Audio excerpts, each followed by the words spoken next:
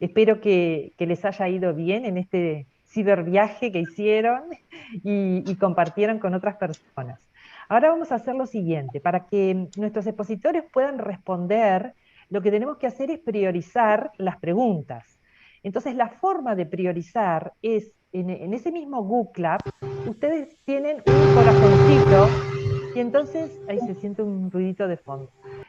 Ustedes lo que tienen que hacer es como darles like, apretar solamente tres preguntas que les parecen más interesantes para que vayan respondiendo los expositores. De esa manera se van a ir colocando acá más arriba las más votadas y esas van a ser las que van a responder nuestros expositores.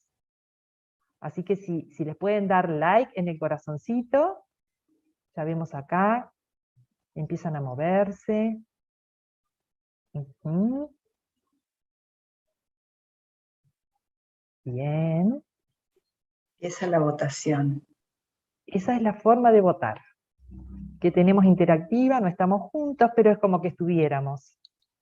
De alguna Sí. manera, somos muchos, pero bueno, de esta manera podemos interactuar.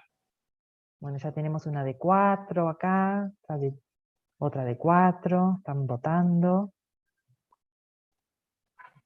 María Beatriz nos hace una pregunta por el chat, pero no sé, llegaste, no sé si no la pudiste hacer en tu El grupo. grupo. Sí, Tendría que colocarla en el link, si no. sí. Pero ya. Bueno, ya hay una tendencia de esta con 6. Mientras van votando, podemos ir, para no perder el tiempo, Sí. podemos ir, no sé quién va a empezar, si François o Cristian, pero la pregunta es, ¿cómo promover la responsabilidad social universitaria a efectos de interactuar con las áreas reacias al cambio? Buena pregunta. Sí. Así que ahí le damos pase ya a François o a Cristian. Cristian, ¿tú quieres empezar? ¿Qué hacemos con los reacios? Cristian, estás muteado.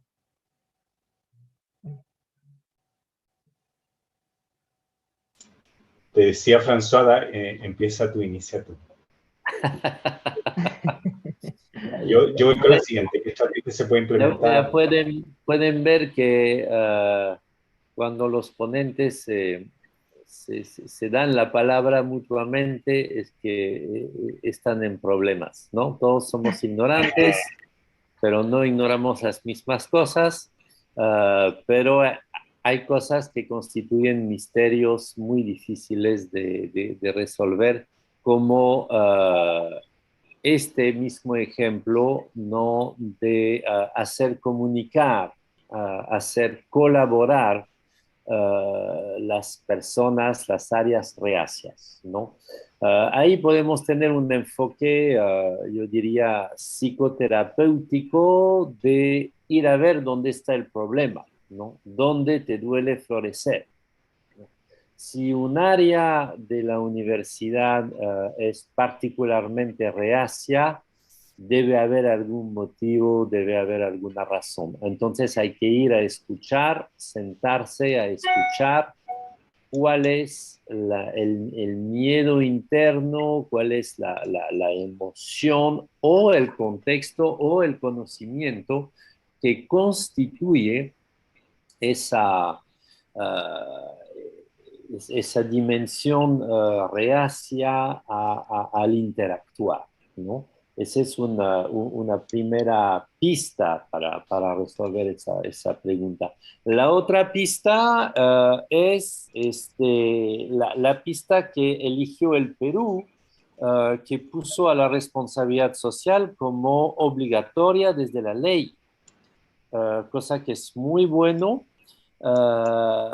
porque obliga a las universidades sí o sí a practicar su responsabilidad social, que lo quieran o no, Y eso obviamente se va empalmando con la política de calidad, con los criterios de evaluación, de licenciamiento, de acreditación.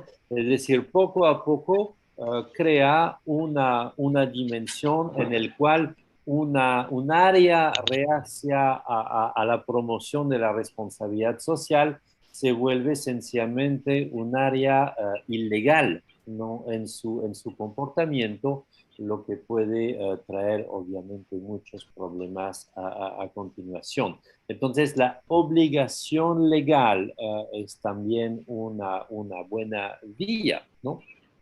La tercera vía es obviamente instituir relaciones gana-gana, ¿no? Es decir, que los líderes de se tejer redes dentro de la universidad vayan a ver esas personas, esas áreas, esos estamentos y les vayan a preguntar qué quieren, qué necesitan, cuál es su deseo para poder cumplir mejor con su propósito dentro de la universidad y tratar de encontrar entre la política RCU de la universidad y el interés específico del área, algún punto de encuentro, alguna articulación para que la relación sea gana-gana, ¿no?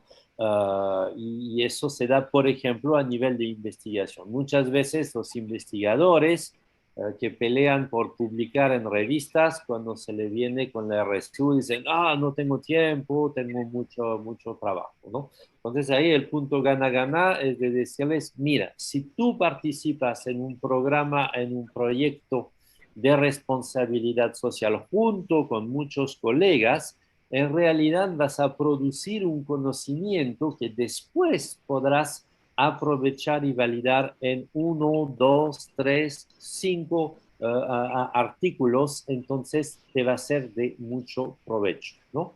Y entonces trabajando de este modo podemos poco a poco limar las asperezas, ¿no? Esto obviamente obliga a un trabajo decidido de las autoridades. Si las altas autoridades no están convencidas con la responsabilidad social y no hacen todo para que la responsabilidad social sea el nexo transversal de toda la comunidad, es extremadamente difícil de trabajar, ¿no? Muchas gracias, François.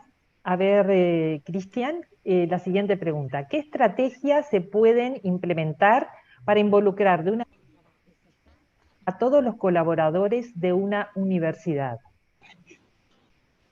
La pregunta es muy buena y yo por eso le dije a François, contesta la anterior y yo contesto esta, porque tiene mucho que ver con la experiencia que recién mostré, ¿vale? Porque al principio me acuerdo por ahí, como les decía, no me acuerdo, final de 2013 o 2014, cuando llega Didac y me dice, oye, tenemos un rector que quiere que la colaboración esté incluida en la universidad, ¿vale? Pero tenemos, ¿cómo lo hacemos? ¿Vale? Y parte de eso era cómo conectamos a las personas que quieran colaborar o incentivar la colaboración. Y yo te diría que una de las cosas que hicimos fue empezar a tejer la red, pero ¿cómo teje una red? ¿Vale?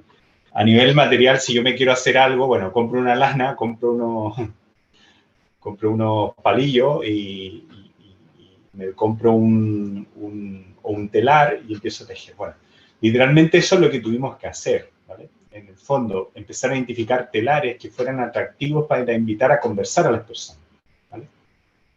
Porque si nosotros vemos una organización como una red conversacional, hay que identificar cuáles son las preguntas atractivas, ¿vale?, que pueden invitar a las personas a conversar, ¿vale? Y después de esas preguntas atractivas, ¿cuáles son los contenidos que pueden hacer que las personas se interesen por juntarse y conversar, ¿vale? Y también, ¿qué incentivo hay detrás de eso? Yo no soy muy amigo de los incentivos, porque la colaboración tiene un incentivo intrínseco que está en nuestra biología, ¿vale? Generalmente cuando hacemos algo que alguien nos dice que tenemos que hacer, el incentivo puede estar en un tema económico, en cumplir un proyecto, etc. Pero generalmente cuando lleva la colaboración hay un incentivo que aflora en nuestro propio tema de celebrar, de sentirnos bien, de sentirnos conectados con otro y con otro. Entonces, el empezar a hacer un mapa de red en base a preguntas, ¿vale? Invitar a las personas a círculos de escucha, ¿vale? Identificar los temas que les interesa. Por ejemplo, tú puedes hacer la pregunta, puedes establecer una pregunta: ¿qué podemos hacer para que esta universidad mejore tal o haga tal, etcétera? Ya ahí vas a encender el interés de las personas y los puedes invitar a un círculo de escucha, ¿vale? El círculo es una figura geométrica que nos ayuda desde un punto de vista conceptual de este telar a generar colaboración de manera mucho más rápida, ¿vale? Que si hiciéramos una mesa cuadrada, larga, etcétera, ya lo conté por ahí. Entonces, empezar a identificar esos actores líderes. ¿Se acuerdan que yo hablé de roles, ¿vale? Y empezar a trabajar con ellos y a empezar a mostrar efectos. Vieron que en el programa empezamos a mostrar resultados y vieron cómo fue creciendo esto, ¿vale? Fue incentivando a que las personas empezaran a decir, hay algo aquí diferente, ¿vale? No, es cierto que no va a incentivar al 100% de toda una comunidad, pero cuando vas involucrando a las personas, y esto dedicarle tiempo, macerarlo, así como una buena, sazonarlo como una buena receta de comida, ¿vale? A fuego lento, ¿vale? Con mucha paciencia, con mucho cuidado, etc. Y esto también es importante, que las personas se sientan cuidadas, que se sientan... Hay 3 ingredientes claves para ir construyendo la colaboración. Primero, que se sientan cuidadas, ¿vale? Invitarlas a cuidarse, pero también cuidarlas, ¿vale? Cuidar al otro y la otra. Segundo, que vayamos construyendo un interés conjunto, un propósito conjunto, que veamos cuál es la canción conjunta que cantamos. Y por último, que identifiquemos quiénes son los que están o se van sumando, ¿vale? Porque son ellos donde tenemos que focalizar ese cuidado y esa canción. Entonces, yo creo que por ahí. No hay una receta. Yo los invito a ver el programa en su 24, 10 años, ¿vale? Siendo majadero, ese es nuestro foco, nuestro set. Va evolucionando el programa, efectivamente, pero no pierden el propósito, no pierden los valores, ¿vale? No pierden los que hacían, ¿vale? Trabajar, desarrollar proyectos que impliquen la colaboración de distintas unidades, personas de la universidad, ¿vale? Generar la práctica, el gimnasio, etc. Después pueden ir cambiando la forma, etc., pero no pierden el fondo. Sí. Bien. Bueno, vamos para François, a ver. ¿Cómo trabajar la inclusión educativa en sistemas de sustentabilidad y responsabilidad social desde diferentes universidades? Bien, es también una pregunta muy interesante que está ligada a la siguiente, ¿no? Sobre qué aspectos se deben de tener en cuenta para construir las redes universitarias y hacer macroproyectos. Yo creo que hay varios puentes que se pueden crear, ¿no? Obviamente las universidades, para poder colaborar y dejar de jalar toda la sábana hacia sí, ¿no?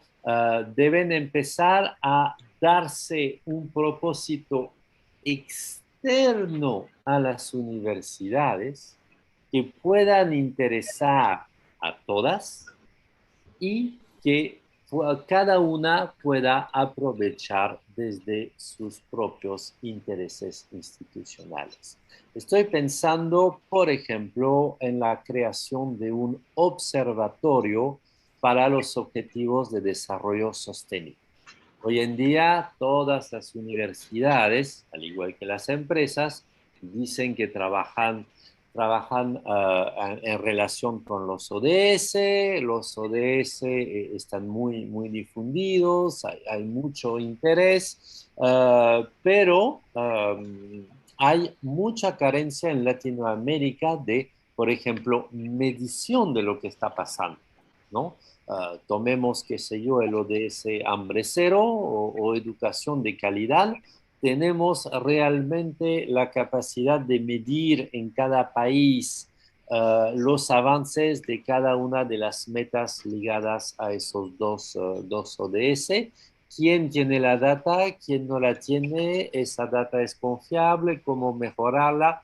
ven que aquí hay muchas preguntas de investigación-acción que podrían muy bien desembocar en un observatorio nacional o regional, local,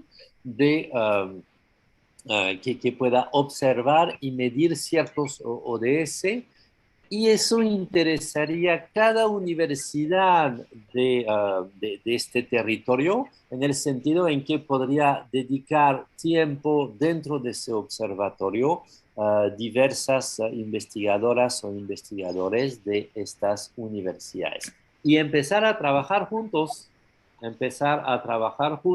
y a producir un conocimiento nuevo importante para el Estado, para la nación, para el país, ya que es una data para la Agenda 2030, y importante para cada universidad porque permitiría, por ejemplo, otra vez, producir artículos de mucho nivel sobre esas mediciones alcanzadas entre una red de investigadores de diversas universidades, ¿no? Entonces, son ejemplos así que me parece nos puede ubicar hacia unas metas, en ese sentido, un observatorio, ¿no? Que pueda interesar muchas universidades. Otra idea sería de decir, vamos a plantar 1 millón de árboles y cada universidad va a plantar 100.000. Entonces nos vamos a poner a 10 universidades y vamos a poner nuestros estudiantes a plantar árboles para ayudar a reforestar el país, ¿no? Aquí tengo un propósito que es deseable de por sí, la reforestación, la lucha contra la deforestación, ¿no es cierto? ¿Quién va a estar en contra?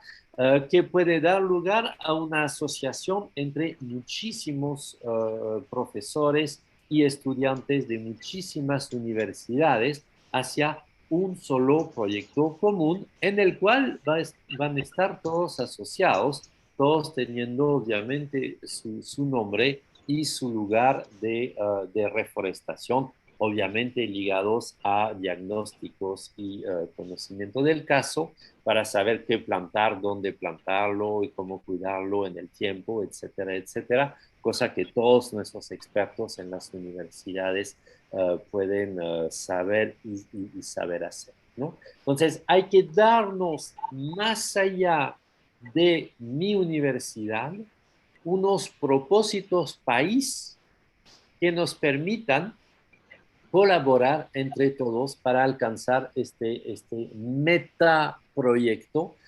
este meta objetivo encima de todos nosotros que nos permita justamente colaborar para alcanzar. Gracias, François. Me parece que Cristian puede también contribuir en esta pregunta de qué aspectos se deben tener en cuenta para construir las redes universitarias y hacer macroproyectos. Sí, esta es como la mirada hacia afuera Generalmente podemos mirar la red hacia adentro, pero también en la red hacia afuera. Justamente hoy día estamos trabajando en un par de herramientas para hacer los mapeos a destra, como se dice, entre instituciones, ¿vale? Y esto hay que verlo como si hiciéramos el mapa del sistema solar, ¿vale? Y efectivamente, lo primero que tenemos que tener en cuenta es como un macro propósito mayor, un propósito mayor, ¿vale? Ya dijimos que los ingredientes que hacen que una red tome sentido, ¿vale? Porque todo el mundo está conectado en red, pero para que un conjunto de actores sigan trabajando en red, pero se transformen en comunidad, que es diferente, una comunidad que trabaja en red, hay 3 ingredientes clave, ¿vale? Ahora yo ya los comenté, pero voy a profundizar en eso, ¿vale? El primero y clave es que haya, bueno, que identifiquemos cuáles son las instituciones que quieren hacer algo en común, que tienen un reto en común, que tienen una preocupación en común, ¿vale? Desde, como lo decía François por ahí, a lo mejor compartir buenas prácticas, ¿vale? O hacer un programa RCU, o qué sé yo, cualquier macro proyecto, ¿vale? Interés en común. Que eso va a permitir que den el siguiente pasito, que es empezar a compartir conocimiento y participar. Entonces nos reunimos, como se reúnen en Bulgaria, a compartir prácticas, conocimientos, etcétera, etcétera. ¿Vale? Entonces, pero de ahí al paso de participar a colaborar, el trecho es largo, ¿vale? El trecho es largo. Entonces, ahí es donde empieza a aparecer la construcción del segundo ingrediente. Hemos identificado a las personas, ¿vale? Ahora, ya cuando nos empezamos a juntar, nos empezamos a identificar, pero hay dos saltos clave. El primer salto, que nos empecemos a cuidar, ¿vale? Y aquí dentro, cuando hablamos de red de universidad, estamos hablando de redes de personas que trabajan en la universidad o representan a la universidad, porque no va a venir toda la universidad con sus funcionarios, alumnos y profesores a representar delante de otra universidad. Sería muy complejo, ¿vale? Pero sí empieza el cuidado, ¿vale? Yo te cuido a ti y tú me cuidas a mí, ¿vale? Nos interesa que nos vaya bien porque estamos a lo mejor en Lima, estamos en Perú, estamos en Latinoamérica, estamos en el mundo, ¿vale? Porque nos queremos cuidar porque hay un bien mayor que hacemos nosotros como en universidad a través de la educación, ¿vale? Que es cuidar a las personas, que las personas tengan calidad de vida, que sean felices, que vivamos en un planeta mejor, etc. Entonces, aparece el cuidado como fraternidad, que es lo que nos acerca ya a abrir la colaboración. Y después aparece ese propósito común, ese propósito mayor, ¿vale? Porque cada organización, cada universidad, cada proyecto tiene su propio propósito objetivo. Pero independiente que tú cantes una canción, la otra universidad cante otra canción, está hablando de canción que cada uno canta su propósito, si fuera su himno, lo que le hace el coro, lo que le hace su alma mater, ¿vale? Tiene que haber estribillos comunes, ¿vale? Tiene que haber elementos comunes donde a lo mejor hay una parte que canta cada uno, pero hay una parte que cantamos todos y todas. Y eso hace que empecemos a construir la red, a tejer esa red, ¿vale? Pero ojo, que la red no se establece a nivel de red de universidad, se establece a nivel de personas que representan, trabajan, ¿vale? O se involucran con las universidades y buscan esos elementos comunes, esos retos comunes de compartir conocimiento, participar, empezar a colaborar y generar ese común, ¿vale? Que los une, ¿vale? Que pueden ser los macroproyectos, pero no es mi macroproyecto y yo tengo un metro cuadrado dentro del macroproyecto, no. El macroproyecto, todos participamos de ese metro cuadrado que se llama macroproyecto.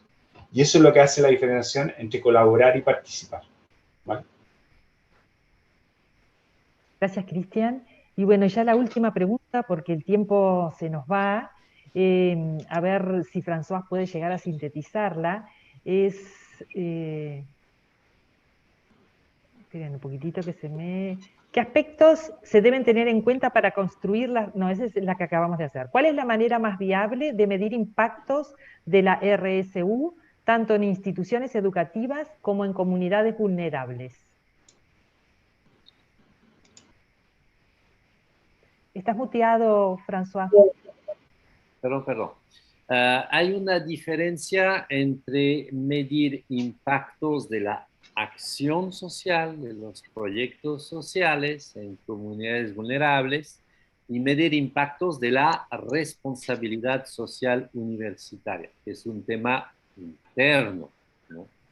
Entonces, bueno, a la pregunta, ¿cuál es la manera más viable de medir impactos de la RSU? Pretendemos que el manual RSU de Úrsula, el modelo Úrsula, ha aportado grandes avances porque al aplicar los 66 indicadores de las 12 metas, uno tiene un autodiagnóstico general de la universidad y cada uno de esos indicadores cualitativos se transforman en cuantitativos porque uno le pone en una escala de 1 a 5, desde no contemplamos esto hasta somos realmente excelentes en este indicador, etcétera, etcétera. Todo eso ya está publicado en un artículo publicado en una revista en inglés de la Web of Science, ¿no? Sobre el estado del arte de la RSU en América Latina, al cual pueden acceder fácilmente, siendo yo el autor principal de este artículo, ¿no? Otra cosa es medir el impacto de nuestros proyectos sociales en comunidad, ¿no? Y ahí también, al igual que decía Cristian, ¿no? Hay que dar el tiempo al tiempo. Si estamos trabajando en una comunidad vulnerable, primero hay que concentrar los esfuerzos en una sola comunidad vulnerable, ¿no? Salpicar de 1000 proyectos en 1000 lugares diferentes, uno nunca va a tener impactos y nunca va a poder medir nada. Eso es obvio. Entonces vayan concentrando su proyección social en un solo lugar o en 2 o 3 según el tamaño de su universidad.